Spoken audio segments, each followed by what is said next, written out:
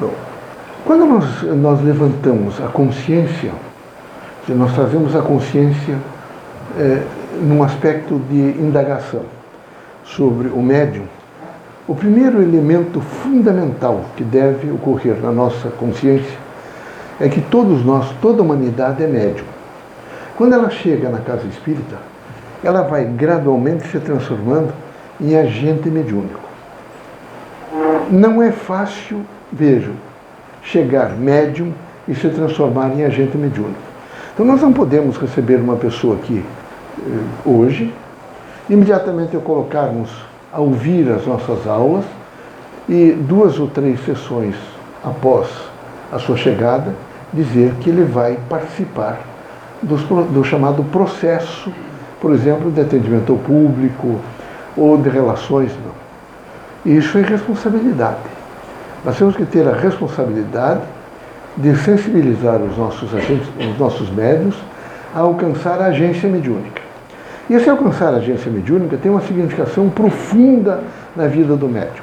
Ele precisa imediatamente discernir o que é processo mediúnico, o que é manifestação mediúnica, o que é, nesse momento, a presença do espírito aqui, o que é a presença, por exemplo, da frequência, o que são as frequências. Para os senhores terem ideias, por exemplo, se nós tivermos mais de um espírito que faça a sua identidade, se manifesta, por exemplo, Antônio Green, Leocádio Correia, Mariano Fidelis, o canal é diferenciado. Cada um deles tem um canal frequencial. Então, nós não podemos, nesse momento, imaginar que o processo mediúnico é um bloco, o que nós, médiuns, estamos aptos, por exemplo, a receber mensagens fabulosas, extraordinárias, de ciência, de filosofia, discursos religiosos, quando nós não estamos preparados. O processo mediúnico vai nos ensinar que o médium tem um percentual de, no mínimo, 50% no produto mediúnico. Então, é fundamental que o médium, de pronto, se ponha a trabalhar. Ele tem que trabalhar como? Ele tem que estudar. O médium é alguém que tem que alcançar, veja, o status de bandeirantes do conhecimento. Para ele ser bandeirante do conhecimento, ele tem que realmente, quem sabe, buscar todos os elementos necessários para que ele possa alcançar aquilo que ele quer. Mas ser bandeirantes da procura da verdade não é fácil. E por que não é fácil? É muito mais fácil a gente mistificar. É muito mais fácil nós aceitarmos as coisas e repetirmos todos os dias as mesmas coisas. O bandeirante mediúnico, aquele indivíduo que sabe que vai desbravar, ele não vai desbravar as outras pessoas que vêm aqui, ele não vai, nesse momento, ele às vezes tem que ouvi-las em gabinetes, elas em pé mesmo nos dizem coisas, mas ele vai ter que desbravar o seu próprio interior. Ele tem que penetrar no seu interior e descobrir, será que há nele realmente consciência? A gente tem que pensar em amor. Será que há nele consciência, por exemplo, de fé? Será que há nele consciência, por exemplo, de estudo, de trabalho? Será que ele tem disciplina? Porque é preciso ter disciplina. Médium é alguém extremamente disciplinado. Nós temos que ter disciplina. E essa disciplina implica desde alcançar o espaço estruturado finito do centro espírita. O centro espírita é um espaço estruturado finito, onde a grande proposta do centro espírita é a harmonia. E, como Universidade do Povo, ele tem que estar sempre sensibilizando através de agentes mediúnicos ou de pessoas que estejam preparadas para discursar mensagens que façam com que ele entenda que ele é um transformador e que ele é um captador. Ele vai captar algumas das mensagens e é preciso produzir. Então, eu recomendo, por exemplo, aos senhores que vão fazer palestras ou que vão fazer a força do exercício mediúnico, que não façam nada maçudo, que não tragam mensagens assim imensas e extremamente com conteúdo intenso. Porque nós viramos aquilo que a universidade virou, conteudistas. A grande crise hoje da universidade, quem sabe do ensino médio, é o conteudismo. Nós não podemos esquecer a pessoa. Então, o médium, o orientador, o pesquisador, ele tem que estar sempre atento para verificar a pessoa. Nós temos que estar atentos. Nós vivemos num país onde, por exemplo, alguns de nós reencarnamos para casar com a medicina, com o direito, com a cozinha, com a vassoura, com as artes, com os ofícios, mas no nosso país não é dado esse direito de exercício à mulher. Quando ela alcança 23, 24 anos, imediatamente é colocada na cabeça que ela tem que procurar um homem casar. E ela se destrói. Então nós precisamos rapidamente conversar um pouco com todas as pessoas. Aqui no Rio de Janeiro eu fico impressionado. Ainda na quinta-feira, uma senhora com acho que uns 80 anos veio aqui toda desesperada porque ninguém gosta de mim. Eu disse, como isso? Eu não estou entendendo. Não, eu preciso de um homem. Veja, ela não tem culpa, é a nossa mentalidade. A teoria geral da cultura brasileira é a matriz tem que casar. E isso, ligado ao centro espírita, nós temos que sensibilizar que há pessoas. Eu tive eméritas professoras, colegas minhas na universidade, que não casaram. Elas casaram com o ensino, elas casaram com a pesquisa. E elas são muito felizes. Elas estão produzindo coisas extraordinárias. Mas se nós, no centro espírita, esquecermos alguns desses tópicos, que é da cultura popular, nós não faremos um trabalho espírita conciso. E o trabalho espírita é antropo.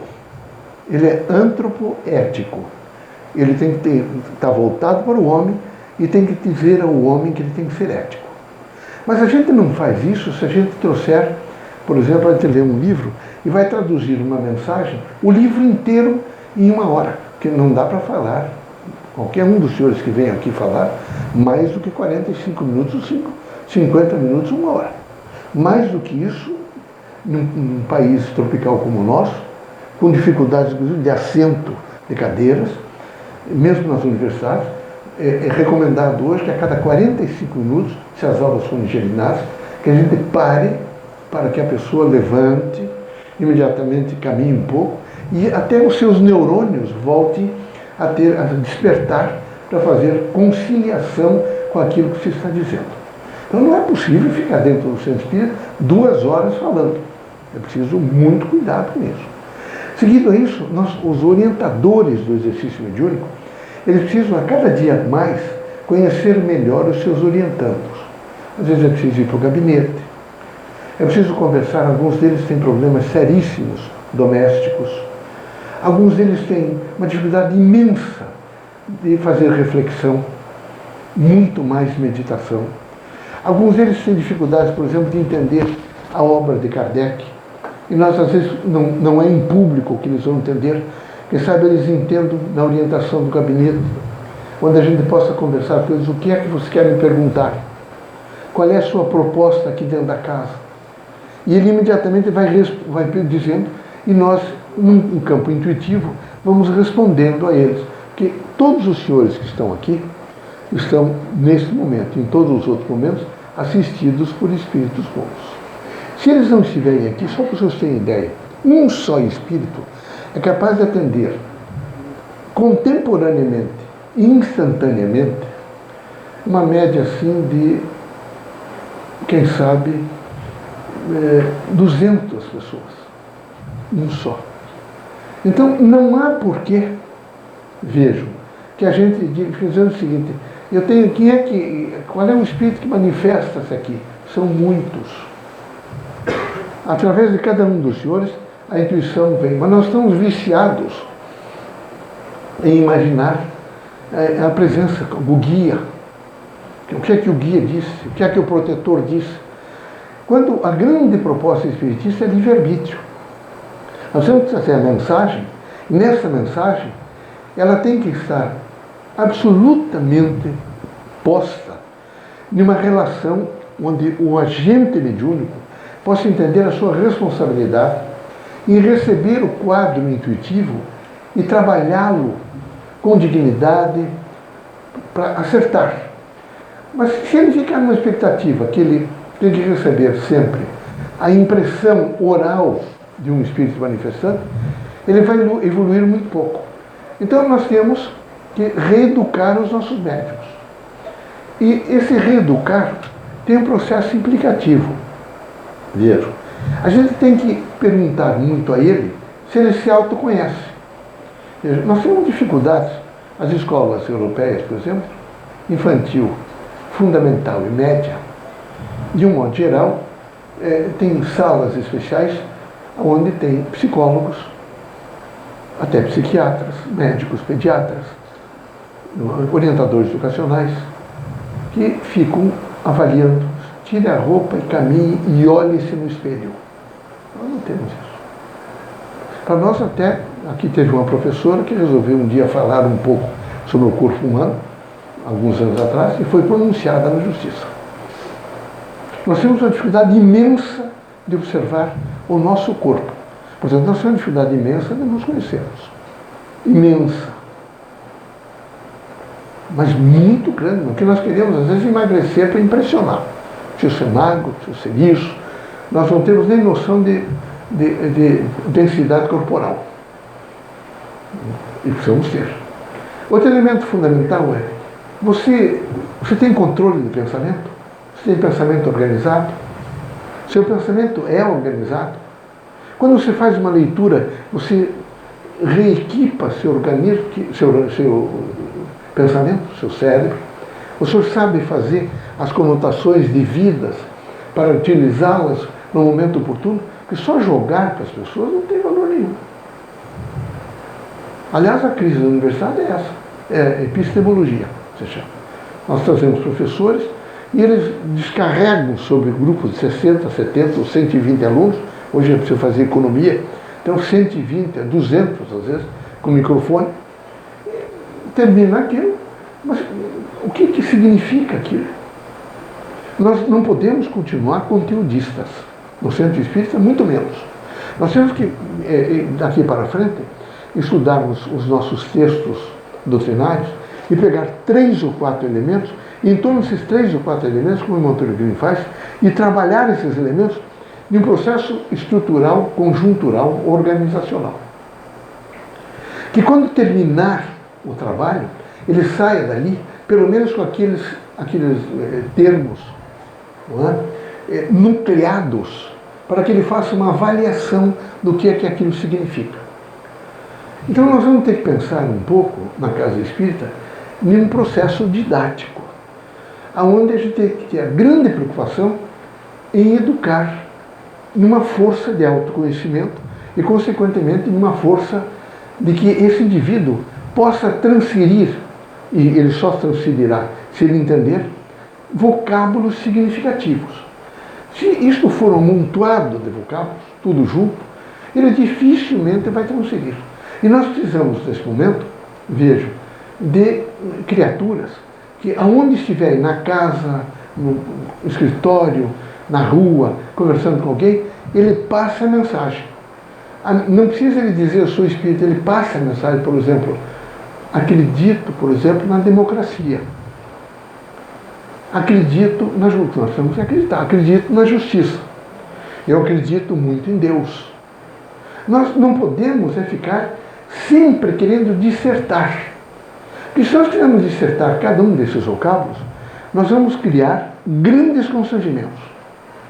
E nós, mais do que nunca, precisamos, quando não somos conteudistas, entender que cada um de nós, ao longo do processo encarnatório, tem um conjunto de elementos solidários de conhecimento que, quando chega um termo, ele imediatamente vai processar esse termo e vai tentar ajustar a sua realidade emergente e predisponente.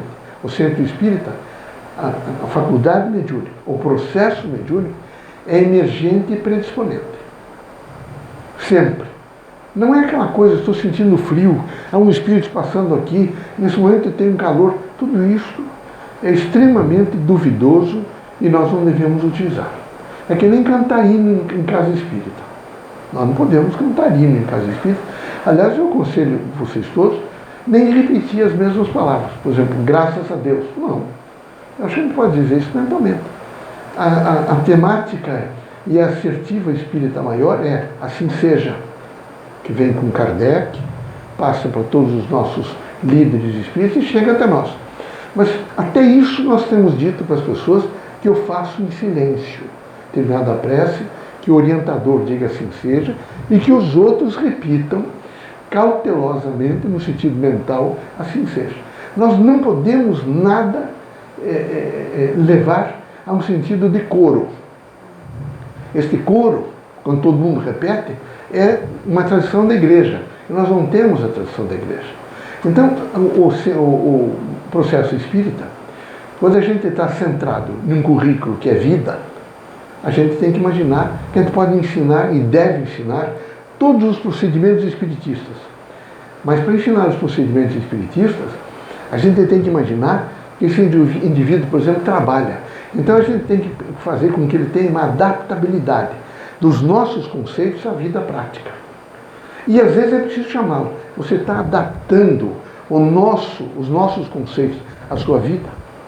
Porque se não fizer isso, não adianta. Se ele não aproveitar nada, não, mas ele está aproveitando. Não. Eu tenho certeza absoluta que não aproveita. Nós, professores, fazemos provas. Eu fui diretor de escola e vi os conteudistas, o que é que eles exigem das pessoas. E nós devemos ter a consciência de que cada um de nós é capaz de dissertar sobre algumas das coisas, por exemplo, com um vocábulo novo, desde que eu tenha dado uma possibilidade da significância daquele vocábulo. Eu tenho que dar a significação. Agora, eu não daria a significação se eu quiser imediatamente trazer outros, e outros, e outros, e outros. Não. O exercício mediúnico é um processo, onde na graduação do conhecimento que a gente faz doutrinário espírita, a gente vai colocando para que ele possa fazer uma fundamentação. Essa fundamentação vai nos fundamentos biológicos da sua vida, nos fundamentos psicológicos da sua vida, nos fundamentos sociais da sua vida e nos fundamentos, emocionais e espirituais de sua vida. Então ele tem atenuantes e agravantes. Ele vai ver que alguns dos conceitos que trouxemos vão ajudá-lo a atenuar, por exemplo, a sua ira, o seu estado de fobia, o seu medo, a sua angústia. Nós temos que mudar. Em uma cidade como o Rio de Janeiro, nós precisamos mais pessoas preparadas para conversar com as pessoas. Nós temos que conversar. Nós temos que fazer com que os senhores voltem para casa e que as pessoas que participam na casa dos senhores digam aos outros: o meu filho, a minha esposa, o meu parente é comedido. Ele frequenta um centro espírita onde deram a ele uma consciência, do que? De equilíbrio. Ele tem equilíbrio para conversar, ele é educado. Então nós precisamos basicamente ver como é que esse indivíduo se enxerga. Ele tem que nos dizer, em gabinete, ou ele tem que falar publicamente, ele tem que ter mais comedimento. Nós temos um problema no Rio de Janeiro. Basta os senhores pegarem um desses restaurantes, entrar na hora do rush, e os senhores vão ver que a gente dificilmente conversará com outra pessoa que está ao lado da gente. Que todos falam tão alto. Eu comecei a compreender por que eles não se adaptam em Curitiba. Porque nós falamos muito baixo. Nós falamos, e quanto mais baixo os senhores falarem, mais no exercício mediúnico eles vão prestar atenção. Quanto mais alto os senhores falarem, mais vai dispersá-los. Isso é sala de aula. É a experiência de mais de 60 anos de magistério. Se os senhores gritarem na sala de aula, os senhores não terão audiência. Os senhores terão que falar de tal maneira que chegue a mensagem a eles e que eles saibam reproduzi-las, mas não à base de grito. Tem que ser muito pautado. Então a gente tem que pautar. Por isso, eu não posso deixar de indagar a ele se ele tem consciência de espaço. O senhor tem consciência de espaço? Como é que é a sua consciência de espaço? Ele vai, a partir de alcançar a agência mediúnica, ele vai aumentar seu espaço. Seu espaço necessariamente vai aumentar. Como o seu espaço vai aumentar, Ele precisa rapidamente entender espaço plástico. Ele tem que começar a imaginar que dentro da sua casa, do centro espírita, no local que ele trabalha, em face de que tudo no universo informa e comunica, está informando e comunicando. Todo o seu sistema aglutinante e unitário de unidade informa e comunica. Tudo no universo que toma forma informa e comunica. Das pequenas partículas até a unidade da forma. Então a gente precisa imaginar que no espaço onde nós estivermos é muito importante a gente criar harmonia no espaço. Então o médium deveria sair daqui com uma consciência de harmonia do seu quarto, de harmonia da sua sala, de harmonia no almoço, no jantar. Ele tem que ter uma certa harmonia. Se ele começar a receber esses ensinamentos, ele vai devagar, ele não vai se transformar amanhã, mas ele vai pensar um pouco sobre isso. E a partir do momento em que ele começar a entender o silêncio como a mensagem da vida, porque o silêncio é a grande mensagem da vida. Sem silêncio não há possibilidade da gente fazer algumas avaliações, como por exemplo, quem eu sou. No conjunto a gente não faz. Eu estou imaginando que a gente evolua um pouco, estuda um pouco filosofia, e a gente tem que entender quem eu sou, o que sou, para que eu sou, como eu serei amanhã, a minha condição, por exemplo, do meu em si, do meu ser no sentido do de si, e no meu ser no sentido do nós. Como é que eu faço isso? Se eu tiver um preparo adequado na casa espírita, aonde eu vou gradualmente me reafirmar na minha identidade, nunca mais eu vou me queixar. Eu serei um sujeito forte. Porque a partir do momento em que eu me autoconhecer, eu tenho junto com o autoconhecimento uma autodisciplina. E eu começo me ensinar, sozinho nunca mais vou me sentir. Às vezes há pessoas que aproximam-se e dizem, o senhor fica à noite sozinho? Eu nunca me sinto sozinho. Estou no meio da humanidade inteira, sozinho. Ninguém está sozinho. Ah, mas é por causa dos guias. Tem guia, que guia? Não é? Guia é uma consciência que eu tenho de que eu estou na Terra, no universo. É o Deus imanente. E que eu não estou sozinho nunca. Porque meu pensamento tem comunicabilidade. Então, eu tenho que pensar no médium em graus de adaptabilidade. Ele tem que sofrer adaptações. Adaptações sobre a afetividade, sobre a cognitividade, sobre o movimento, no movimento das relações humanas. Veja, as relações, por exemplo, pessoais, íntimas, as relações de carinho. Veja, os nossos médicos, vocês aqui são, a grande parte tem uma origem portuguesa, então latina. Mas nós lá no sul temos uma origem eslava, tedesca e outras, hoje muito fortes. As mais fortes são a eslava e a tedesca. Depois tem italiano, que é mais sensível, mas a nossa origem, né? Tanto que quando o senhor chegar em Curitiba, vocês vão ver que poucas pessoas, eles vão dizer bom dia e baixar a cabeça rapidamente, porque é do polonês, e do ucraniano, e do russo, e também do alemão. Fala-se pouco. Então, pouca afetividade. Então nós temos que perguntar, quem sabe, aos meninos que têm hoje 23 anos, 30 anos, 19, 13, você abraça a sua família?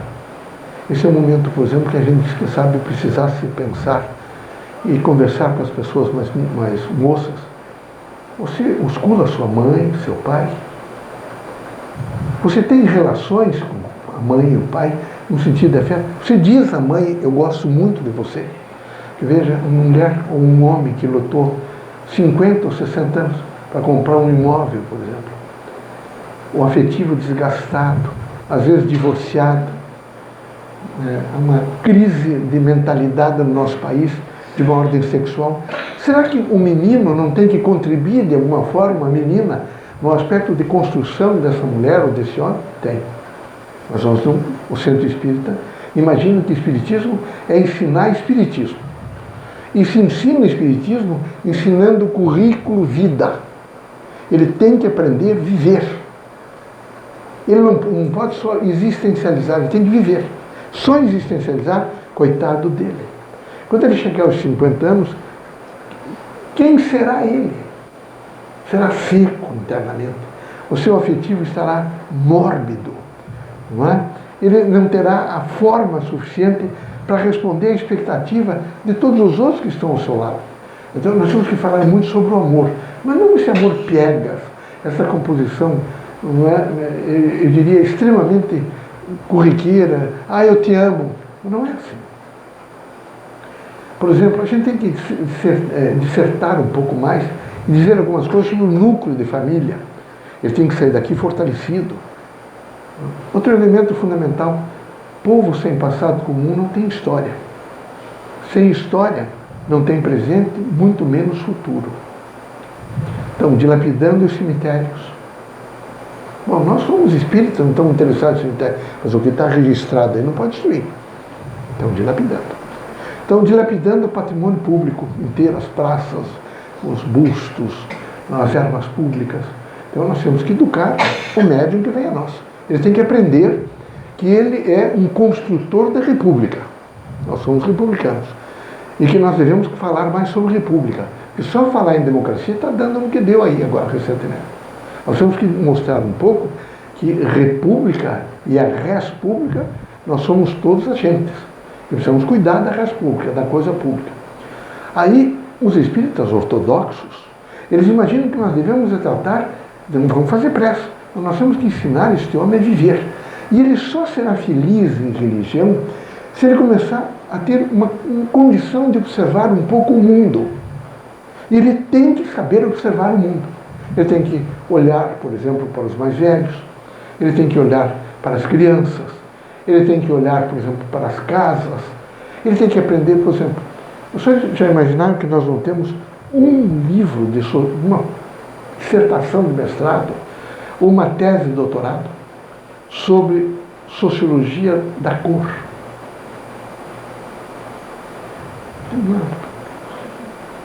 Então, a cor, o que é cor? A cor é tudo para nós.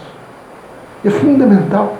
Eu fui lá no centro espírita, até ligado a nós, e quando eu entrei, a pessoa que estava perto de mim, a professora Galvimário, ela me pegou na mão, ela sabe o que eu falo. Ela me pegou na mão e disse: não fale, professor, não fale.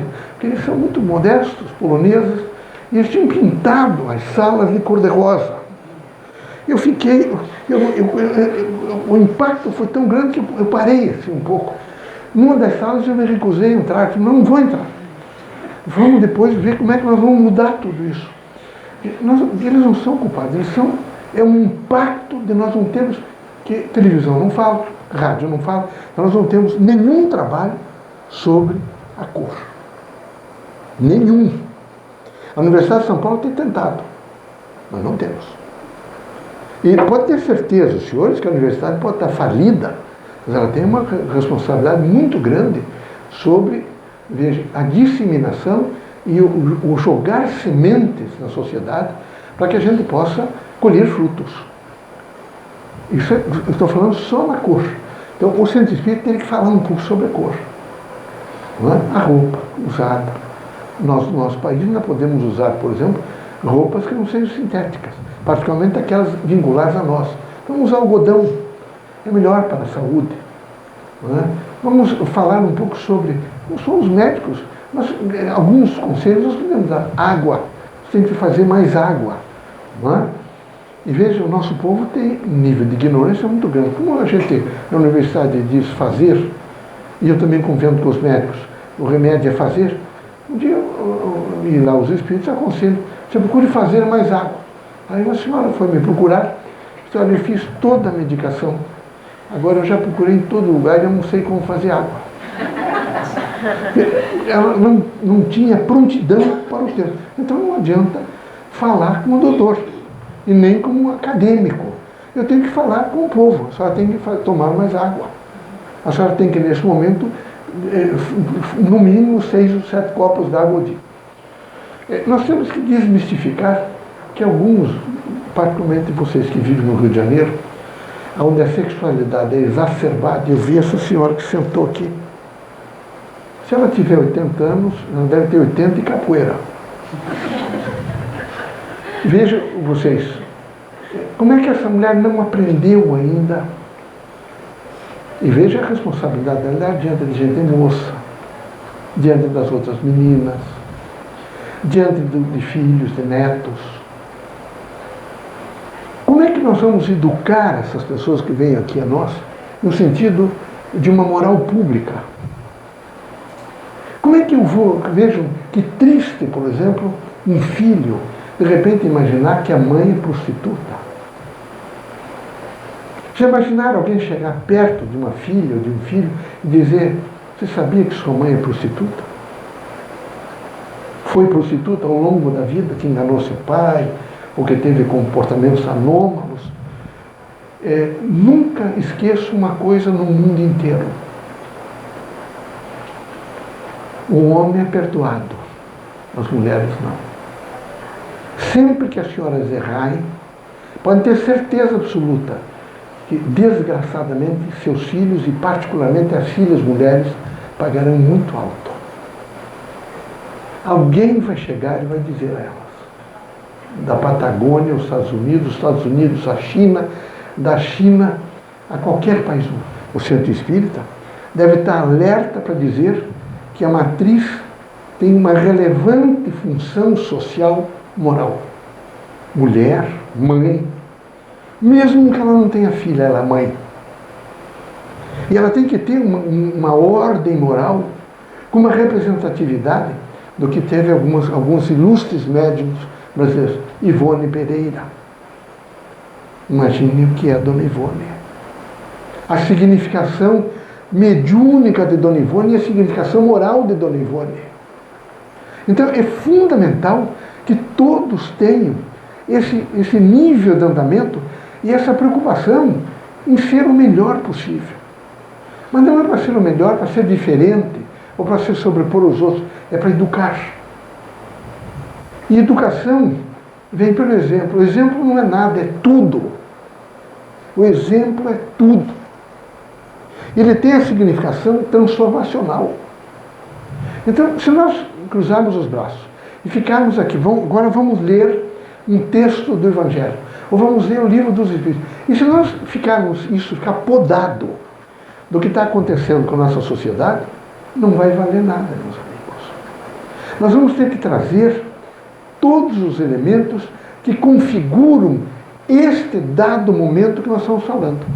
Esse dado momento que nós estamos falando, nós passamos agora pela condenação de um ex-presidente da República.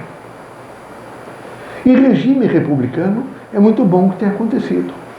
É muito bom que o povo saiba que quem daqui para frente tergiversar ligado à ordem pública, à res pública e ao erário público, será responsabilizado. Isso é um grau a mais para a justiça. E eu tenho certeza que nós vamos, com toda certeza, reformular a conceituação de justiça no nosso país. É preciso que o Centro Espírita diga que nenhum país do mundo, e particularmente democrático, vive sem esse ordenamento em democracia, particularmente com essa tripartição dos poderes, executivo, legislativo e judiciário.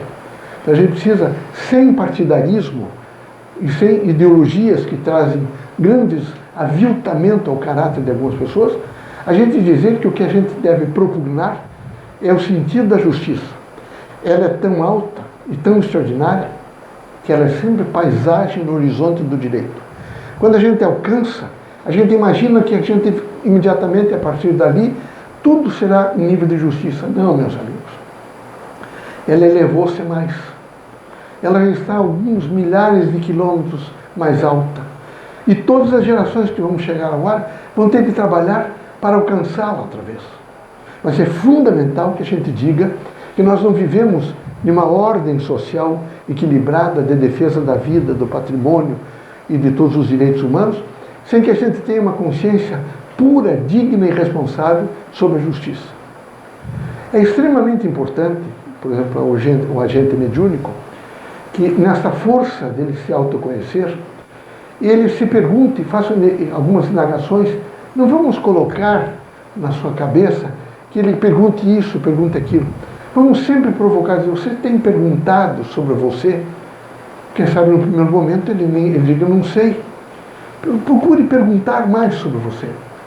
Volte no tempo e pergunte sobre sua mãe, seu pai. Pergunte às pessoas idosas que você conheceu.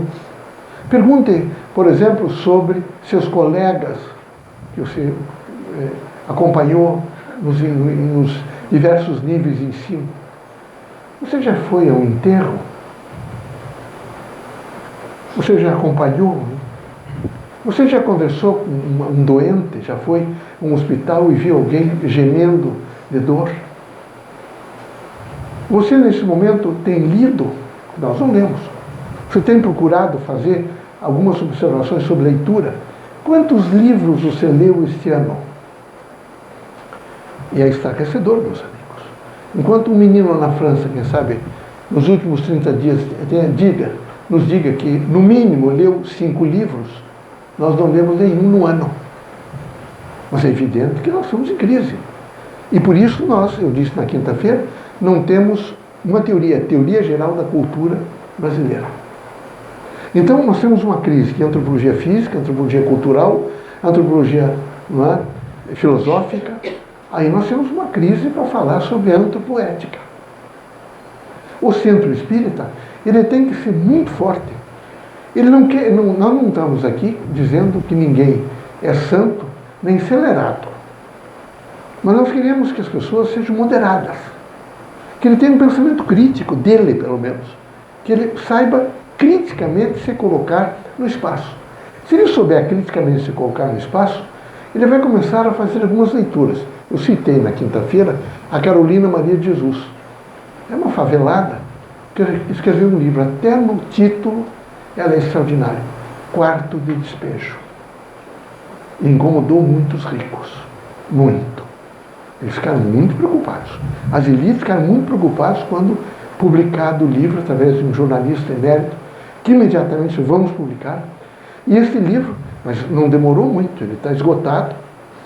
Não há novas reedições, pelo menos eu não tenho conhecimento. Aqui, mas no restante do mundo inteiro ele está sendo reeditado permanentemente. Em face de algumas indagações. Hoje é quase festa, aqui no espaço que eu estou. Porque o nome de um homem lá que eu não lembro, ele matou um porco. Eu tenho certeza, pobre divide. E ele vai dividir a carne conosco. Que bom nós vamos poder comer um pouco mais, meus filhos.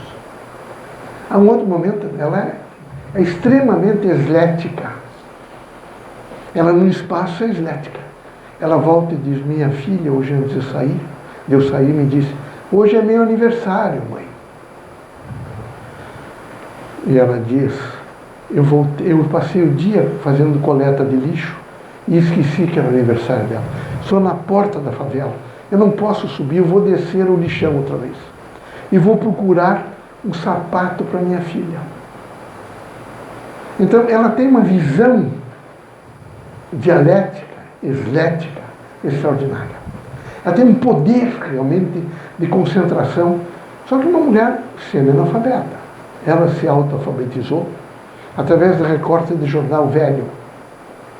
Então, aconselho-vos a procurar, quem sabe, nos sebos, Quarto de Despejo. E ler com atenção, que vão tomar um impacto com isso. É fundamental que a gente sensibilize as pessoas a fazer uma leitura mais atenta no cotidiano de si mesmo. Vamos fazer pelo menos 3 minutos antes de começarmos a sessão, para você se situar. Pense na sua vida no dia de hoje, no seu cotidiano. E 3 minutos, 5 minutos, ele termina, quem sabe ele lembra alguns fatos, e alguns até que ele só tinha feito o registro, mas não tinha pensado, ele pensa, e que é muito importante que ele faça isso.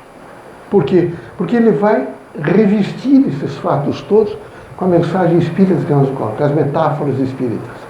Nós vamos conversar com ele. Não adianta dizer que tem que ser bom. É preciso, quem sabe, trazer às pessoas o significado do ser bom. E o significado do ser bom é, em primeiro lugar, ter a consciência de quem é. Quem é você? O que é que você quer do mundo e o que é que você espera do mundo e das pessoas? Olha, meus amigos, se a gente só esperar sexo, dinheiro, beleza física, poder, casa bonita, roupa bonita, automóveis, a situação vai degradar de tal maneira que eu não sei como é que ficaremos em 20 anos. Nós temos que rapidamente reverter esse processo. E a gente reverte esse processo através de pessoas como os senhores que estão dispostas a nos ouvir. Porque quem está disposto a nos ouvir, nesse sentido de dizer que é preciso mudar, é porque tem já, veja, a semente da mudança. E aqui no mundo em que nós vivemos, tudo está permanentemente em mudança. E tudo está em construção. É preciso dizer ao médium que ele é constituinte. Ele está o dia inteiro se constituindo. E se constituindo em tudo. Ele tem que aprender a ouvir. Ele tem que aprender a falar. Ele tem que aprender a dizer às pessoas que gostou, que não gostou. Ele tem que aprender, nesse momento, a ter suporte. Falo ou não falo. Flexibilidade. Ele tem que ter, veja, um discernimento do que está acontecendo para recolher, registrar e aproveitar aquilo como lição de vida. Então, ele é permanentemente constituinte. Aqui dentro ele é constituinte. Estamos todos juntos e estamos nos constituindo. O centro espírita não é instituído, é constituinte. Ele sempre vai se constituindo. Por isso o projeto político-pedagógico, o RICO, e todos os programas constituintes. Constituintes em torno do quê? Da cotidianidade. É preciso que a gente sempre imagine que a cotidianidade é fundamental na nossa vida. É de extrema importância, porque ela nos dá todo o colorido e todos os fatos, portanto, toda a realidade existencial bem constatada. E a partir do momento em que a gente constata uma realidade, a gente recolheu a imagem, o evento. A gente tem que mostrar para o médium que nós vivemos num processo acontecimental. Nós estamos permanentemente num acontecimental. Os acontecimentos nos marcam. E a gente precisa saber delinear esses acontecimentos, essa linha acontecimental. O processo crítico, vejo, da vida é importante. Então a gente tem que perguntar, ele às vezes não sabe o que é o processo crítico. Você tem que, antes de criticar os outros, se autocriticar. Mas como? Vá voltando um pouco às suas origens. Vá se perguntando muito, que nós temos uma tendência a nos acharmos primorosos. Nós temos. Nós sempre nos achamos que nós somos muito perfeitos, que a nossa ideia é a melhor. Graças a Deus a ciência veio para dizer que não é. Isso não foi. O filósofo também disse isso. Mas quem mais afirmou foi a ciência. A verdade é relativa, meu amigo. Ela pode ter valor de 2 horas, 40 minutos, até que um outro pesquisador longe, que recebeu um influxo, através dela chegou uma outra realidade, uma outra verdade. Então, tudo é muito rápido. Tudo. E era preciso que... Isso é um espaço plástico. A composição desse espaço plástico. Então, nessa linha acontecimental. Aí, ele recebeu a mensagem e você vai levá-la da melhor forma possível. Mas nós não vamos cobrar lição. Nós não vamos dizer a ele de maneira nenhuma, você tem que repetir, tem que fazer mnemonia. Não. Aliás, os professores mnemônicos são péssimos. Os orientadores, aqueles que só repetem, são péssimos. Eu não posso dizer uma coisa e fazer outra. Eu tenho que fazer o que eu digo e dizer o que eu faço. Porque isso é o significado da nossa obra espírita. Dura. A obra espírita não é fácil. E por que não é fácil? A partir do momento em que os senhores souberem que os senhores renunciaram às lides da matéria, e assumiram as do Espírito, os senhores vão ter uma força de registro maior em torno dos senhores. E vão saber que dificilmente os senhores mentirão a quem quer que seja, muito menos o senhor, sem que a cátedra da consciência imediatamente os acuse. É duro. Então, nós começaremos a ter homens que serão, uma presentificação da vida, mais sinceros. Nós não criaremos tanta dor mais social, porque a mentira vai encurtar. Nós não precisaremos descobrir, eu errei. Que ninguém é santo, já disse as pessoas, nem acelerado. A gente trabalha com pessoas nos diversos níveis, com propostas diferenciadas. E nós temos que aceitá-los. Por quê? Porque nós somos pluralistas, nós aceitamos a diversidade como base, mas nós queremos chegar a todo o expectativismo de cada um. E o médium que veio aqui, ele tem expectativas. Ele quer saber alguma coisa sobre essa dimensão espiritual. Então nós temos que sensibilizá-lo, vejam, em primeiro lugar, com responsabilidade, que ninguém faz um curso superior sem responsabilidade. Aliás, alguns até chegam a isso. A gente entrega um diploma a ele, mas ele nunca exerce. Fui 37 anos professor de Direito. Chegou alguns anos que eu vi 3 no fórum. Formavam-se 130, 120, 3 deviam formar. Quem sabe, 5% ia fazer concurso público, ia ser professor em outras escolas, mas é muito pouco. Porque são pessoas que nunca processaram o conhecimento. Então, é muito importante que nessa linha acontecimental, no espaço plástico do centro espírita, não é? Nesse centro de convivência, que nós dizemos Universidade do Povo, a gente tivesse realmente uma força, veja, de ser constituinte. Que a gente recebesse o conceito e trabalhasse um pouco o conceito. Então, de vez em quando, era importante que a gente, na reunião do grupo, dissesse, fale agora, Rosana, não, por exemplo, agora você diga o que é que você entendeu sobre a mediunidade. Quem sabe ela dizendo um pouco sobre o processo mediúnico, o outro tem a coragem de falar sobre a faculdade. E um outro tem a coragem de dizer, eu tenho uma flexibilidade maior. E diga, eu entendo que todos têm faculdade mediúnica, todos são médiuns. É preciso, no centro espírita, que tem, não é, o mediunato, portanto, a escola de médiuns, ser preparado. Preparado muito mais de um cognitivo. Ele tem que ter autocontrole, não é? Ele tem que realmente ter prontidão para todos os 5 sentidos e os subsentidos e toda a visão espiritual. Ele tem que ter prontidão. E ele tem que ter cautela para a ação. Ele tem que ter uma cautela extraordinária para a ação. Ele tem que ser muito cauteloso. Porque se ele não for cauteloso, ele vai sofrer envolvimentos. Veja, o médium espírita, ele não poderá nunca tergiversar na ordem moral. Quando isso acontecer, é melhor que ele licencie-se da casa espírita. Se isso ainda for dentro da casa espírita, se for através de membros da comunidade espírita, é melhor que ele se afaste. Um professor não pode, de maneira nenhuma, até ele pode gostar de uma aluna, mas ele terá que esperar formar-se, deixar que passe o tempo e, quiçá, algum tempo depois, encontrar-se e até matrimoniar-se. Mas num período, não. Porque isso seria desmontar todo o projeto político da escola e todo o currículo da escola. Há um desandamento moral. Então, na casa espírita, é preciso que haja sempre um andamento moral. A gente tem que ser sério na casa espírita.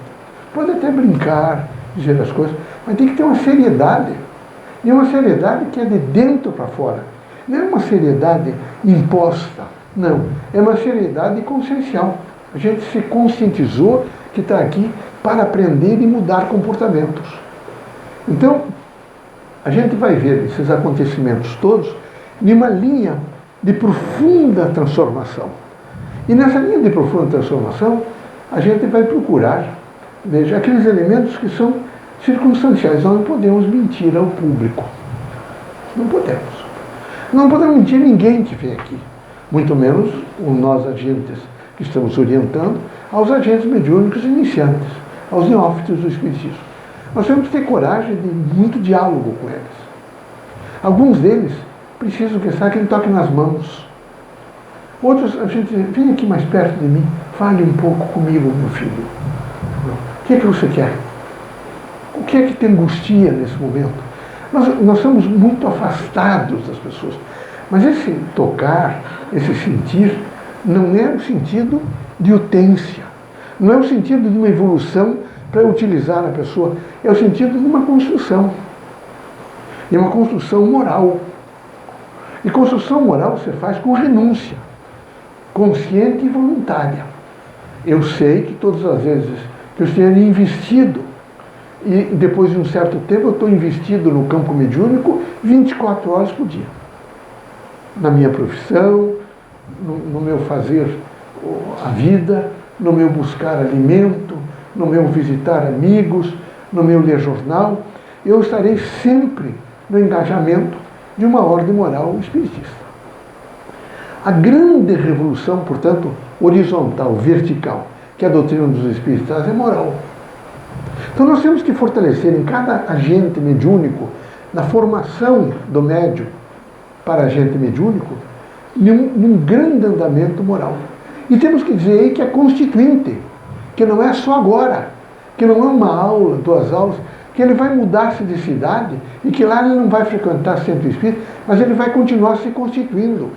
Que ele já tem os núcleos fundamentais para ele entender a significação de sua vida. Eu vejo, ser médium é estar continuamente numa preparação e numa autoconstrução. E nessa autoconstrução, ele não pode tergiversar nunca.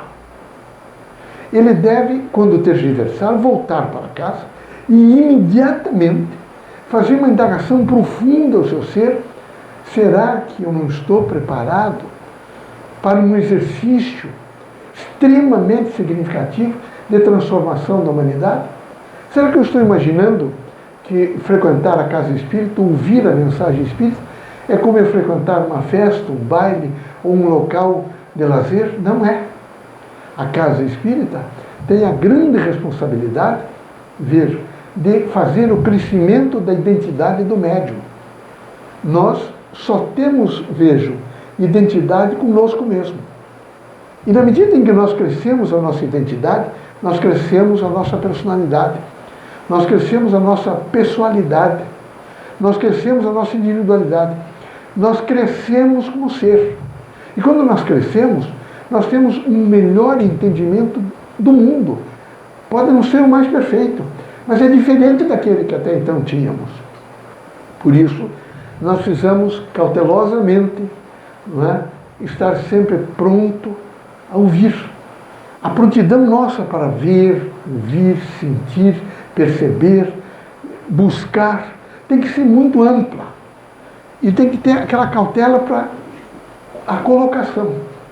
O quadro é tão triste que quando a gente faz no ensino superior grupos de trabalho, imediatamente surge um ditador. É um só que quer falar. Os outros todos têm que ficar em silêncio, porque ele não deixa ninguém mais falar.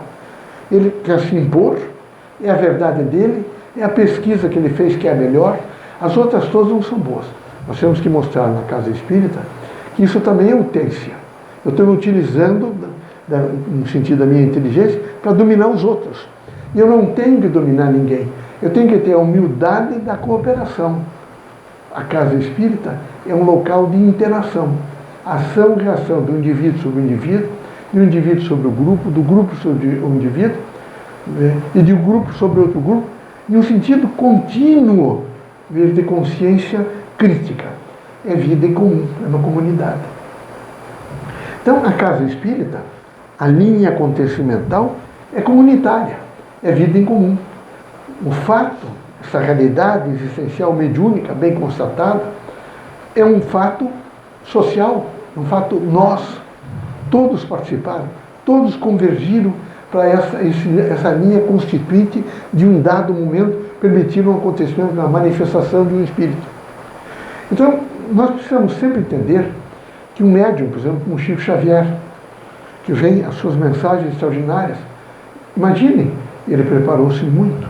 Um homem que já com dificuldades às vezes, de leitura e mais a sua bagagem espiritual, estava continuamente lendo. E lendo não é só lendo livros, é lendo o mundo, é lendo as pessoas, é interpretando, evidentemente, os acontecimentos e fazendo sínteses que poderiam ajudar na manifestação dos espíritos. E isso é fundamental que o médium entenda. Ele deve estar preparado para toda uma construção da sua pessoa, bem como uma construção, evidentemente, do grupo em que ele vive. É muito interessante que a gente diga que a mediunidade, nesse sentido constituinte, ela nunca, vejam, vai crescer a tal ponto de permitir novos crescimentos. É um constituinte que, em primeiro lugar, cresce. É um constituinte que progride. E é um constituinte que vai alcançar áreas de desenvolvimento cognitivo, por exemplo. Áreas de desenvolvimento afetivo, que ninguém se desenvolve, nem um país, nem uma pessoa, nem uma pequena comunidade, integralmente. Nós podemos alcançar áreas de desenvolvimento, mas nunca um desenvolvimento integral. Nós teremos sempre que voltar a uma linha de crescer, progredir e desenvolver. Isso é um processo lento e necessário. E nesse processo é que representa toda a construção para fazer o conhecimento. E não adianta só registrar conhecimento. Ele morre, ele fica estiolado. É preciso evoluir para o saber. E não adianta só saber e repetir. É preciso saber fazer. Por exemplo, saber fazer o processo mediúnico. Saber fazer, veja, a consciência da faculdade mediúnica. Saber fazer a fé. Nós todos, né, somos a fé. Mas nós todos os dias devemos saber fazê-la, crescê-la em nós. E ela deve ser racional. A mensagem espírita, acontecimental, é absolutamente racional, operativa e funcional. Ela nos traz sempre, veja, uma sensibilidade para que nós, na força do nosso ser, possamos ser o que somos. E, sendo o que somos, tentar fazer o melhor. Amor, fraternidade, harmonia, luz. O conhecimento é luz, sabedoria é luz, fazer é luz. Então, devemos, nesse grande processo, buscar também encontros. Todas as vezes que os senhores encontrarem um sujeito com mais idade, cabelos já encanecidos, trôpico, lembre-se que ele tem muita experiência. Fale um pouco com ele. Sejam mais cautelosos, mas fale um pouco.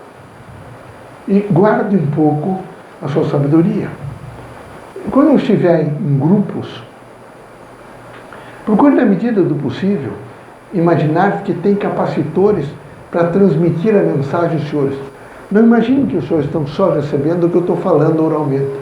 Aqui tem várias pessoas que são capacitores da mensagem. Uma escola, ela só progride na medida em que os capacitores funcionam, fazendo, evidentemente, a transmissão do conhecimento. Não há possibilidade de nenhuma transmissão do conhecimento sem capacitores.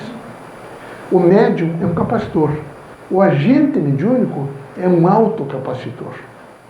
É preciso explicar aos agentes mediúnicos que eles vão evoluir para algumas práticas espiritistas, como, por exemplo, o passe, a água fluida, a fluidificação, por exemplo, do algodão, que nós fazemos. Mas nós não devemos, em hipótese nenhuma, aconselhar ninguém a fazer toques nas pessoas. Por exemplo, nesse momento nós estamos trabalhando muito o toque quântico. Nós entendemos que é importante o toque quântico. Mas esse toque quântico é feito através de frequência mediúnica. Nós ensinaremos o médium a fazer a entrada pelo campo aqui, pelo pavilhão auditivo. Ele faz a entrada. Nós temos os 3 plexos, cerebral, solar e funcional. Feita a entrada, ele sobe, desce, faz isso aqui, se põe, coloca as mãos dentro do campo de ação. Como é que é esse campo de ação? Nós temos um campo elétrico. Naquele momento nós estamos em contato com o momento magnético e tem uma ordem nesse campo elétrico. Tem uma ordem. Então esses três elementos a gente não pode esquecer. O médium não pode esquecer. Vai fazer um passe na entrada, através do pavilhão auditivo, na composição, para atender os 6 plexos, a manutenção, se estiver deitado sobre o plexo solar, para que ele emita fluidos e frequência. E nesse processo, veja, ele também poderá fazer sobre a água. Aquele copo d'água tem campo elétrico, momento magnético e ordem. As moléculas estão todas agrupadas, há uma ordem em todos aqueles elementos. Então nós precisamos entender que tudo no Espiritismo se explica. Hoje, graças a Deus, a física quântica está nos trazendo grande manancial de explicações para todo o andamento do processo mediúnico. Nós precisamos imaginar nesses campos, os campos mediúnicos. Não chame de ter o campo elétrico, o momento magnético e a ordem, mas nós temos campos mediúnicos. Quando nós nos adentramos nessa casa, espaço estruturado finito, nós imediatamente compusemos um campo mediúnico. Compusemos uma mentalidade. E é como se nós estivéssemos, todos nós, ligados, vejam, plugados a um núcleo onde nós vamos receber energia. Ou doar energia. Saímos daqui reconfortados. Essa é a composição das sessões espíritas. Elas são todas absolutamente ativas, interativas, vivas. Elas estão sempre em frequências e em movimento. E essas frequências vêm para construir pensamento novo. Nós precisamos, cada dia que passa, fazer construções de pensamentos novos. Nós temos que ensinar o médium, nessa linha acontecimental, que ele tem que diariamente aprender a pensar. E ele vai perguntar, mas como é que eu aprendo a pensar? Pense nas coisas que você já viveu, nas coisas que você vai querer. E na medida que você vai pensando no que você quer,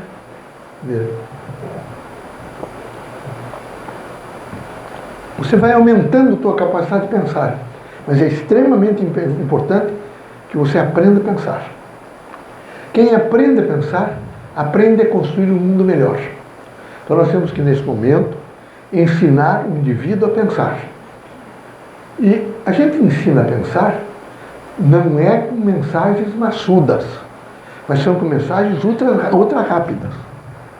Nós temos que optar na casa espírita com mensagens ultra rápidas. Os centros urbanos estão demais poluídos. Vejam, quando escrevemos livros, vamos diminuir um pouco e fazer a conceituação. Eu vejo que mesmo os bacharéis em direitos, já nas petições iniciais para os juízes de primeira instância, eles estão com muito cuidado para aprender síntese e colocar o objetivo da ação rapidamente, o fulcro, bem posto, porque ninguém tem tempo mais de ler páginas e páginas. Tem que ser muito rápido. Aqui nós teremos que fazer o mais rápido possível, mas eu aconselho os senhores todos em torno de nucleações. Com essas nucleações, os senhores iriam construindo mundos novos. Vamos construir mundos novos. Por exemplo, nós temos que perguntar nessa linha acontecimental para o médium, sua casa é alegre? Você não tem a péssima mania ou conceito de, na hora do café da manhã, do almoço ou do jantar, agredir seus filhos ou sua esposa? Será que você sabe que na hora da comida era preciso um pouco de repouso, quem sabe de alegria e não de constrangimentos? Porque se nós não falarmos nada, ele também dificilmente vai poder operar a transformação. E ele tem que operar a transformação. A casa espírita quer agentes fortes, criaturas que saibam fazer reações sem agressão. E nós acreditamos muito na força do pensamento. É um vetor transformacional.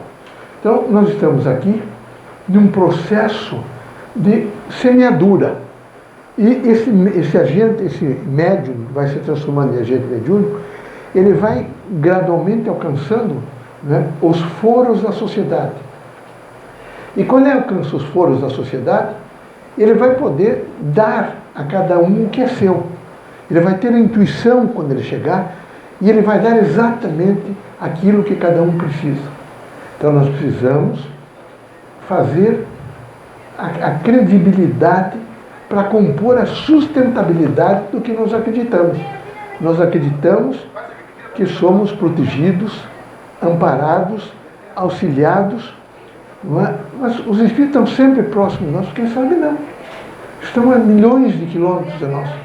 Mas nós estamos com frequência neles e eles em nós. A partir do momento que essa frequência opere, nós começamos a receber comunicações. Então nós estamos em contínua comunicação. Daí a força da prece. E precisamos aconselhar o médium que ele deve fazer reflexões e meditações.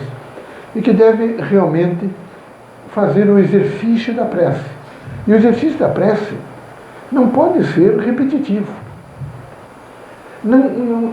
Ela tem que ter uma significação profunda.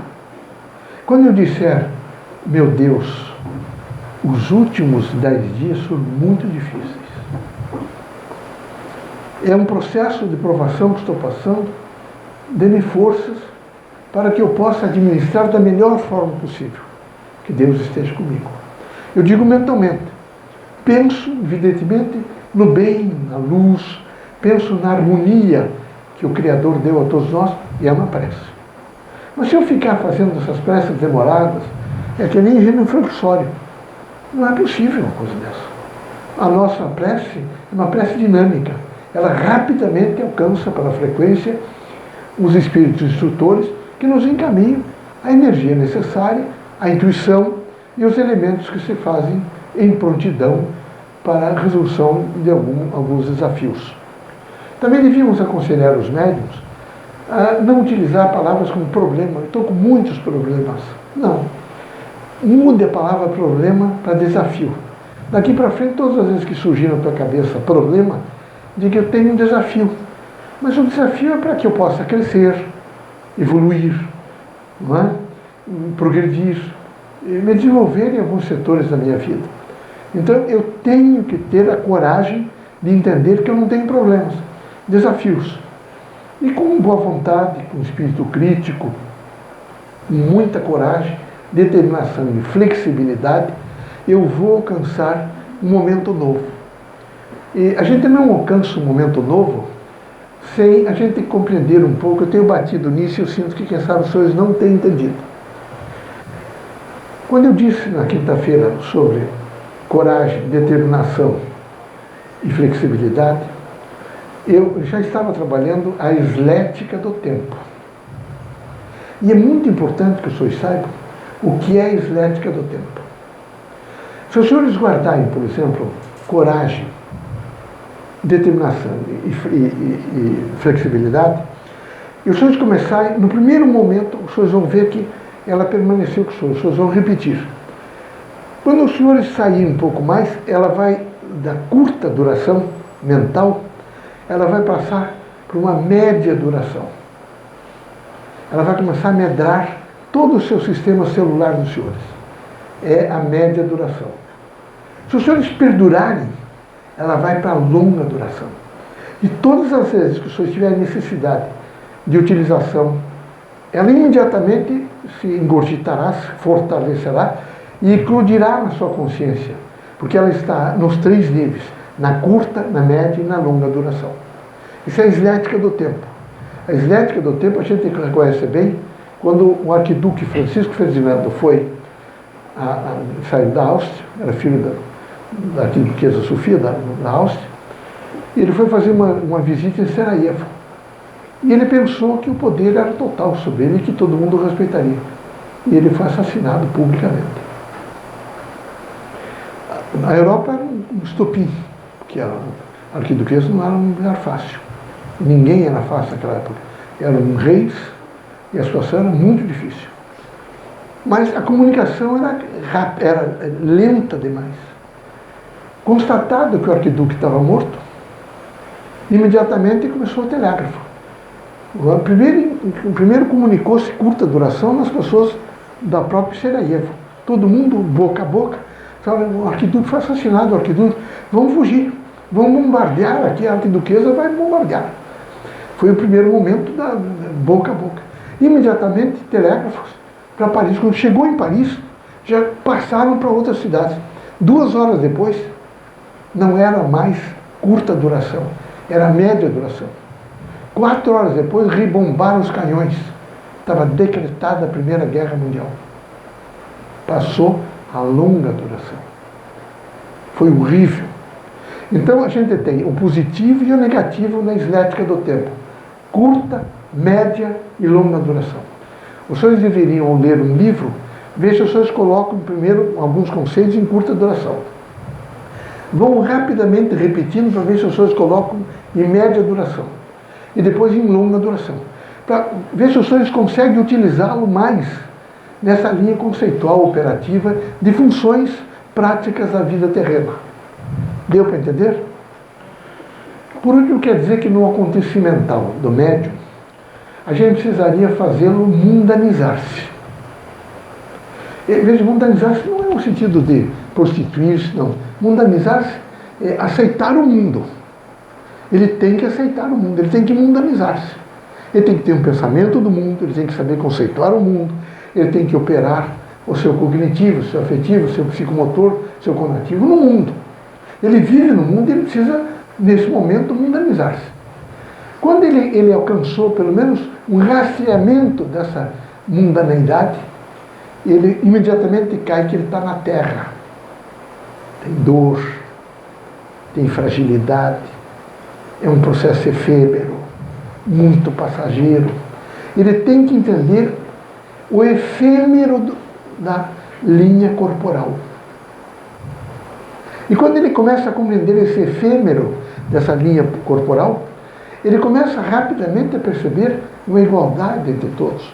Alimentar-se, exudar, urinar, dejetar, procurar proteínas, carboidratos, sais minerais, somos iguais. E ele começa rapidamente a perceber, mas por que alguns se exaltam tanto? Só porque estão em situações sociais diferenciadas? Só. E alguns, imediatamente, o impacto é tão grande que eles, da mundanização até a terrificação, que ele sentir que ele está na Terra, e que ele é um terráqueo, que ele tem que defender a Terra, o espaço em que ele vive. Depois ele participa da Terra, por um sentido cultural, o povo em que ele vive, a cultura do povo, os valores do povo que ele tem que respeitar, não é? As suas dimensões todas, e eu quero repetir para os senhores, todos nós, professores, devemos permanentemente dizer isso. Povo sem passado comum não tem história, sem história não tem presente nem futuro. Nós temos que resguardar a nossa história, custe o que custar. É lastimável, por exemplo, que os políticos novos fiquem retirando o nome de praças, o nome de personalidades e mudando para novos nomes. E vê se a Europa faz isso, se Portugal faz o que. Ninguém. Aquilo que, num determinado momento histórico, foi datado, se mantém até mesmo para registro da história. Mas nós temos dificuldade disso, mas nós precisamos operar essa sistemática. Temos que operar essa sistemática, que é a sistemática da vida. Então a gente veja essa mundanização, esse sentido terráqueo, não é? De língua, de costumes, de usos, mores, tradição, folclore, arte popular, as coisas todas a gente tem que saber apreciar. A gente vai também para um sentido, ver mundo, terra, universo. O conceito de universo é uma linha conceitual, mas que está em cada um de nós. A gente utiliza muito universo. Então era preciso que a gente fosse, nesse momento, racionalizando sobre o universo. A gente racionalizasse um pouquinho mais sobre o universo. Depois sobre cosmos. A gente tem que pensar um pouco sobre o cosmos. E pensar sobre a eternidade. Nós, médiuns, temos que ensinar aos nossos agentes mediúnicos que nós admitimos, não é? a vida é eterna, que não há morte do espírito, e que o autor e o portador da cultura é o espírito. Se o autor, o ator e o portador da cultura é o espírito, é fundamental que a gente se dedique um pouco ao espírito. Não é? Como é que eu me dedico ao espírito? Numa vida balanceada, numa vida de amor, de fraternidade, de estudo, de trabalho, não numa vida só de utência material, não numa vida só de precariedade, numa vida onde eu busco, por exemplo, alguns exemplos como o de Jesus Cristo, que é o grande mestre, numa vida onde eu vou buscar contemporâneos meus que são bons, vou descobrir que alguns deles são excelentes pessoas e que podem me ensinar muito. Numa vida onde eu propugno pelo bem, pela busca da verdade, uma vida onde eu sei me conformar. É preciso perder, meus amigos. Todos nós. Se é a ideia de perder quando alguém deixar a terra, todos nós vamos ter que perder um pouco às vezes. Perder, por exemplo, aquela visão física da pessoa que nós amamos. Você vai ter que perder. Porque a gente perde para ganhar. Veja que coisa extraordinária. É só perdendo que a gente ganha. E é duro, mas é necessário. Então, eu aconselho, nessa linha de pensar no agente mediúnico, que cada reunião do mediunato, a gente esteja disposto a integrá-lo às lides espiritistas e a toda a mentalidade espiritista com responsabilidade e com adaptabilidade. Que ele se adaptasse aos conceitos nossos na vida cotidiana dele. Que ele fosse um sujeito que tivesse uma alegria de viver, fosse responsável, solidário com a humanidade e que, em hipótese nenhuma, ele fosse um agente de desconstrução. Que ele fosse um sujeito em permanente construção, porque ele tem a consciência de ser constituinte. Eu teria muito mais para falar, meus amigos. O processo mediúnico, a faculdade, é muito intensa. Mas eu acho que agora, eu sou advogado, né? Advogado fala, vocês, alguns assistiram o processo ontem e viram como é que nós somos. Nós falamos, sabe? Então, não é a minha. Então, falamos muito. Então, eu deixo, quem sabe, a palavra, se vocês quiserem me fazer algumas perguntas, se eu puder respondê-las, não é sempre que a gente pode, né? Boa noite. Eu gostaria que você esclarecesse o que é eslética. Eslética. Eslética é um conceito que envolve espaço. Na dialética, a senhora veja que são sempre duas forças. Essas duas forças, por exemplo, em política, eles entram em às vezes, choques, um ganha e outro perde. Quem ganhar nunca se soma àquele que perdeu. Na eslética não há nem ganhador nem perdedor. Todos se somam para a construção daqueles indivíduos que vivem no espaço. Só entendeu? Essa é a eslética.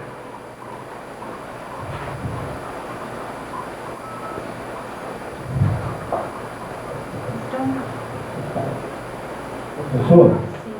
Mas sim, nós, sempre que houver, a gente fala em eslética, e na eslética do tempo acontece isso, ela viu curta, média e longa duração, fica uma unidade.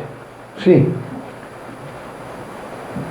No início da sua explanação, o senhor falou que 50% o médium é responsável pelo processo mediúnico. Sim. Eu queria lhe fazer uma pergunta seguinte. É uma dúvida constante que eu tenho. Sim. Quando eu estou usando animismo e quando realmente eu estou recebendo uma mensagem em comunhão com esse espírito. Sim. Se não houver, veja, nós não temos, não há possibilidade nenhuma do médium, há uma conceituação errônea que diz assim, o médium é inconsciente total, ele não lembra, não é? Isso é um absurdo. Nós temos um capital de conhecimento e de sabedoria, cada um de nós.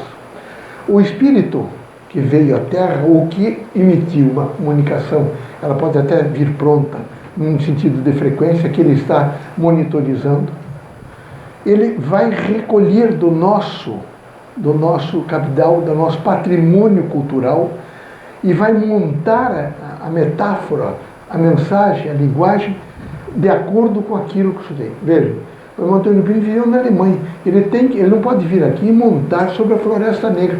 Ele tem que falar um pouco os valores universais, especialistas, alternativos e individuais, mas quando chegar no individual, ele tem que coletar um pouco daquilo que eu vivi na cultura brasileira. Então, daí a necessidade do agente mediúnico estar permanentemente em construção de massa crítica. Nunca é só o espírito. Ele tem uma participação ativa da construção mediúnica, do capital do médium. E vejam que isso não é só de uma primeira encarnação, são de outras, de todas as outras. É um percentual. O senhor, veja bem o senhor. A ciência já está dizendo que no senhor, em mim, nós temos, quem sabe, o número 700 de uma avó que tivemos. No nosso DNA deve ter alguma coisa que uma mulher ou um homem, ao longo desses, quem sabe, 60 milhões de anos, ainda está em nós. Aí, numa base material, física. Mas que nas nossas linhas acontecimentais nós podemos utilizar. Então nós pertencemos a um grupo de família, inclusive com grupos assemelhados de DNA, mas nós temos um grupo também de semelhanças físicas. Por exemplo, nós somos ligados, eu, o senhor e todos os outros, a uma média de 10 mil pessoas na Terra. Essas 10 mil pessoas, cada uma delas está ligada a mais 10 mil pessoas. É o nariz mais ou menos parecido, a boca, a orelha. Mas por quê? Porque é onde é feito um nível de contribuição para o senhor exercer bem sua profissão, sua religião, sua arte, seu cognitivo, seu afetivo. Isso não quer dizer o grupo oculto nosso, nós ainda temos um grupo oculto, que alguns estão desencarnados e outros encarnados. Quando Marguerite Yourcenar desencarnou, logo em seguida alguns desencarnaram. E imediatamente a França e os Estados Unidos levantaram uma tese de que quando morre um grande pontual, como foi Marguerite Yourcenar, eles queriam saber por que alguns outros imediatamente desencarnam. Aí é o grupo oculto, é diferente desse outro grupo. Não sei se o senhor entendeu. E é muito importante, só que é novo ainda, a gente precisa estudar muito mais sobre isso para a gente entender a complexidade. Porque uma coisa eu quero dizer aos senhores, nós só avançaremos para entender um pouco mais, eu diria assim, dar um clareamento, inclusive no processo mediúnico e no produto mediúnico, quando a gente começar a entender melhor complexidade. A gente vai ter que entender, a ciência está trabalhando bastante, a gente está evoluindo muito em complexidade e vai crescer muito nessa década, mas muito mesmo. Nós vamos crescer tanto que nós vamos ficar assustados por causa da complexidade. A gente ainda não percebeu que a internet, do ábaco até a internet, nós ainda não compreendemos, por exemplo, o processo televisivo, nós ainda não compreendemos, por exemplo, que os robôs, a composição dos robôs, a mensagem, e nós vamos começar a compreender. E isso vai nos trazer um avanço muito grande na agricultura, nas artes, nos ofícios, na tecnologia, na ciência. O senhor imagine, por exemplo, ortopedia. O senhor com um problema grave, por exemplo, de joelho. O senhor adentrará numa pequena cabine e imediatamente é feita uma radioscopia, um entendimento tecnológico sobre o seu joelho, vistos os ligamentos, a falta, por exemplo, de aquele elemento que consubstancia os movimentos, que seria o líquido sinovial. Terminado aquilo, aperta-se um botão e o senhor é deslocado para um gabinete ao lado e um robô fará imediatamente a recomposição da sua rótula e já operará com níveis adequados sobre o problema, por exemplo, do líquido sinovial. Para o futuro, nós teremos na nossa casa, junto com a televisão, um processo televisivo exclusivo para centros médicos.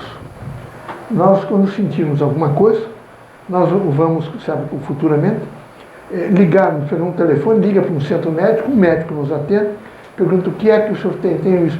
Vá para frente da televisão, coloque o datafone, por exemplo, sobre o peito.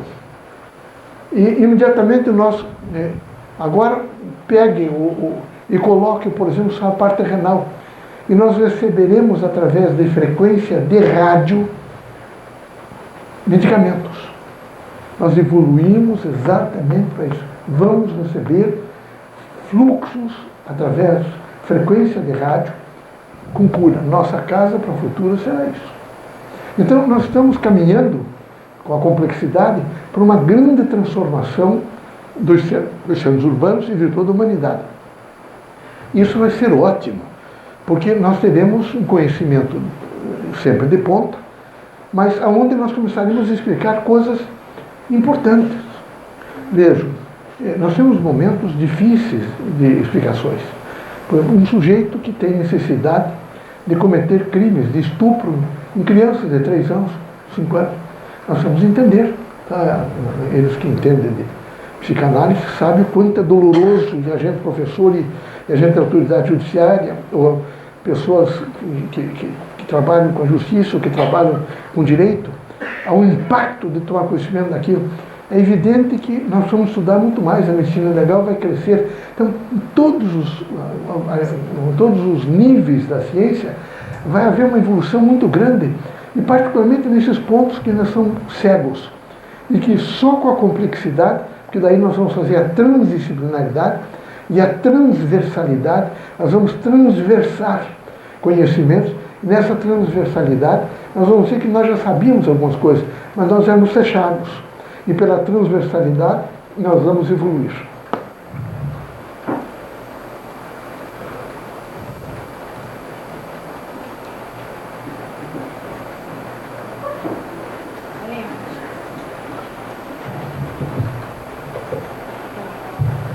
Boa noite, professor. Você poderia falar um pouco mais sobre essa questão de construir a república? Né? Sobre essa coisa da democracia, não ficou muito claro. Né? Veja, a república é a base da nossa democracia. Quando nós falamos em república, nós ficamos os últimos 15 anos, mais 20 anos, falando o mínimo de república. E não tendo falado sobre república, e não tendo educado sobre república, nós destruímos todas as ervas públicas, os parques, destruímos as repartições públicas, e o pior, destruímos os funcionários públicos. A ponto de, tem placas assim, agressão ao funcionário público é crime. Mas não somos nós que agredimos. De modo geral, são eles, nós chegamos, eles não têm nem a capacidade de fazer uma divisão de horário. Alguém vai tomar o café, outro fica para atender. Não, eles sentam lá, a gente está vendo, mas ninguém atende ninguém. Então, houve um deslustre no que diz respeito à palavra res pública, coisa pública. E a república tem uma significação importantíssima, porque ela deu a ideia de cidadania. O direito que a senhora tem, eu tenho, e todos os outros, inclusive para a instituição do regime democrático, que é extremamente importante por causa da tripartição dos poderes. Eles todos fazem funcionar o Estado, que é a nação juridicamente organizada, e que está um caos. Ultimamente está um caos, a nação está um caos. Porque nós deixamos de falar da república. Felizmente eu tenho ouvido os próprios judicantes, os juízes, os procuradores, os promotores, voltaram a falar em república. Não sei se os senhores perceberam. Eles, de vez em quando, que a república é muito importante que se fale, porque nesse momento se fortalece a ideia da cidadania. E fortalecendo a ideia da cidadania, faz com que esse indivíduo, se sentindo agredido, até mesmo na coisa pública, que é dele também, ele vá à autoridade constituída e faça valer o seu direito. A república deve crescer. É a esperança que eu, como professor universitário e advogado, tenho nesse país. Aqui, professor, pois não. Eu queria aproveitar o momento para lhe perguntar, porque todos nós, aqui brasileiros em geral, temos uma origem católica. Sim. Verdade? Com algumas exceções, aqueles que já nascem em lares espíritas, ou os que muito jovens vão procurar o espiritismo, né? Então, a gente tem, assim, ao longo da vida, toda uma formação, mesmo que não tenha estudado no colégio de freira. Mas tem a mentalidade. Exatamente. Então, o que eu queria comentar é o seguinte, porque eu percebo em mim mesma, assim, que já sou uma pessoa trabalhando, né? Trabalhando numa casa espírita há algum tempo, e algumas vezes me ocorre na mente, graças a Deus, né? E outro dia eu me lembrei que o meu pai dizia isso muitas vezes dentro de casa. Quando ele chegava do trabalho, ele dizia, graças a Deus que cheguei. Sim, mas não é? Então, a gente internaliza certas falas, né? Dos pais principalmente, e a gente repete.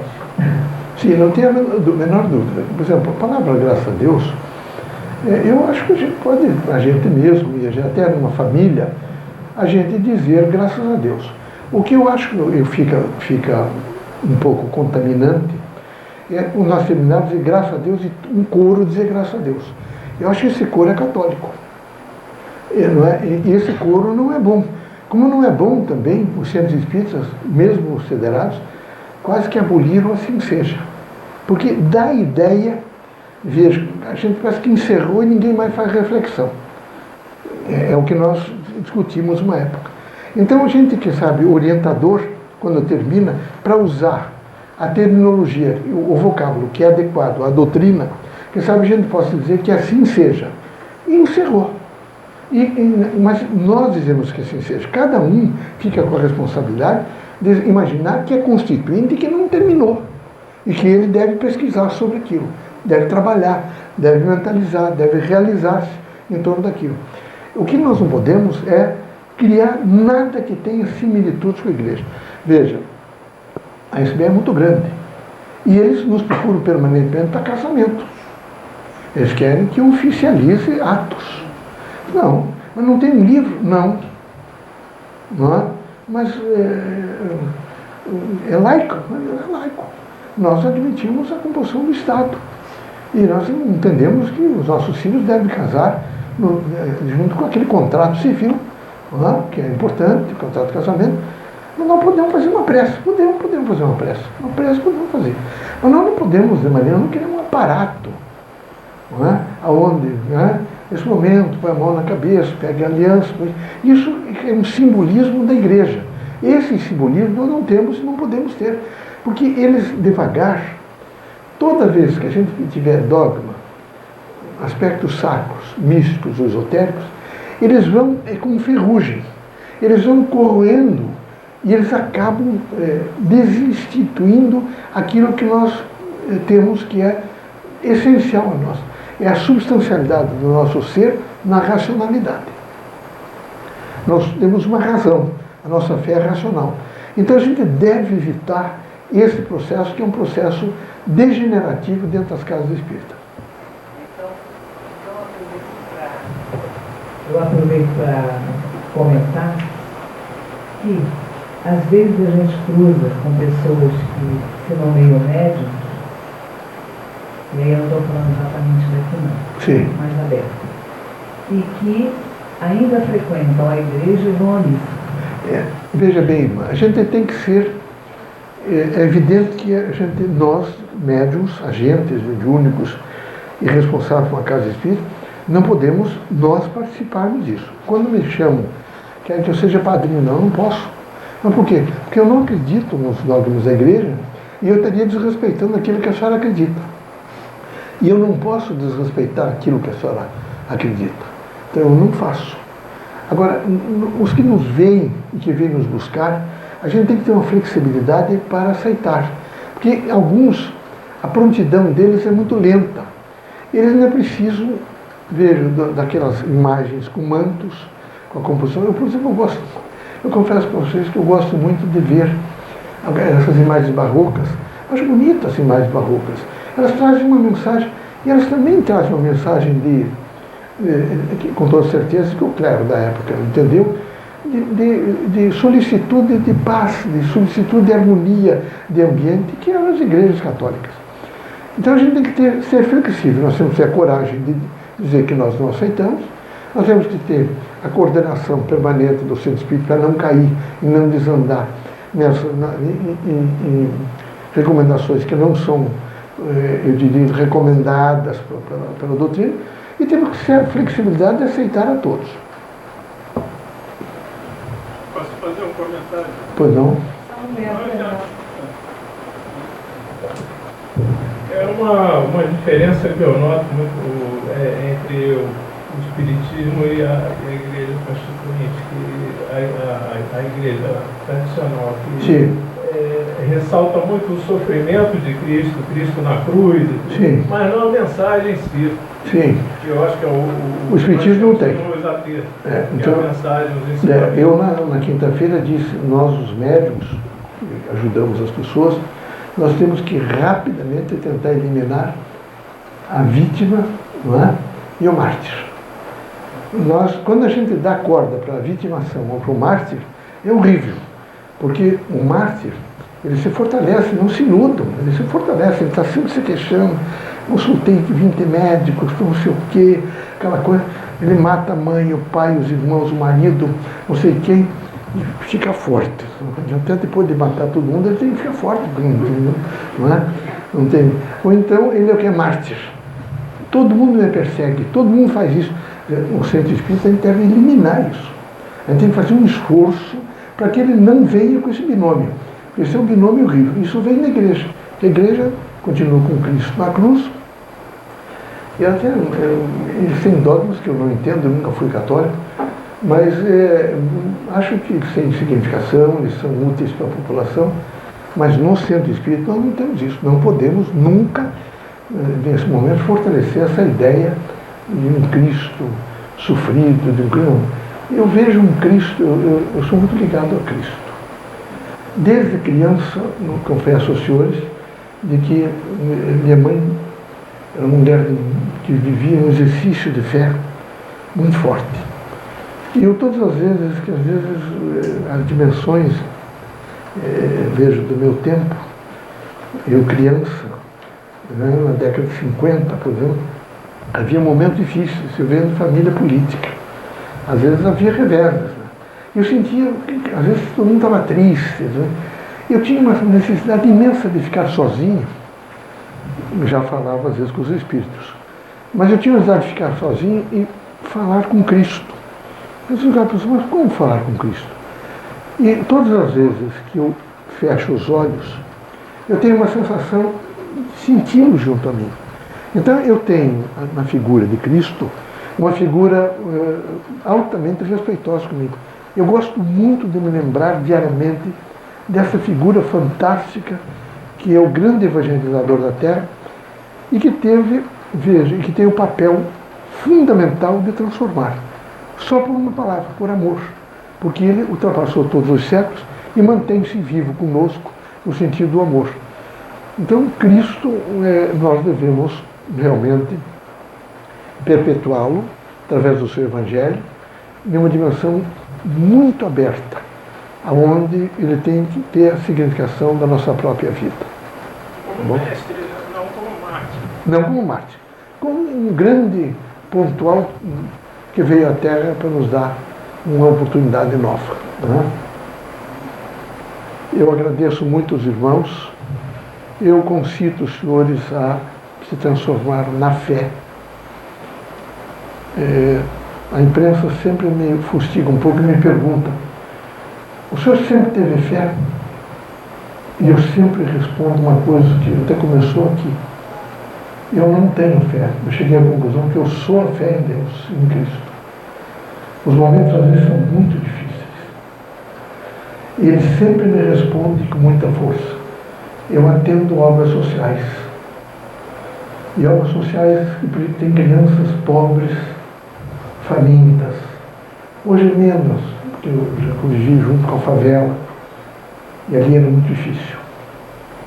Teve um dia que a diretora me telefonou e disse: professor, está difícil. Nós não temos arroz, não temos feijão, não temos frango, nós só temos polenta. Eu não sei, professor, e temos chá, nem café nós temos. Eu vou ver, professora, a professora Miraíta. Eu tinha que fazer uma aula no curso de Direito às 7h30 da manhã, isso era mais ou menos 6h30. Se eu não telefonei ontem, para o senhor ter uma noite dormir bem. Eu disse, muito obrigado. Fui para a escola, fiz a aula. Eu tenho, graças a Deus, esse sentido de fé é muito forte. Eu consegui fazer a aula. Terminou, eu desci. Atravessei a praça da universidade. Fui caminhando, devia permanecer no centro de pesquisa, disse a eles que não faria.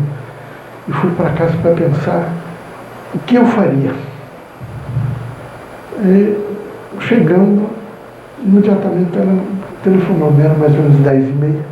Disse, professor, estou ligando para o senhor, porque terminou de chegar aqui um senhor fazendeiro que me trouxe 5 sacas de feijão, 2 de arroz, trouxe vários sacas de pães novos e disse que vai nos dar no mínimo 50 quilos de frango por mês.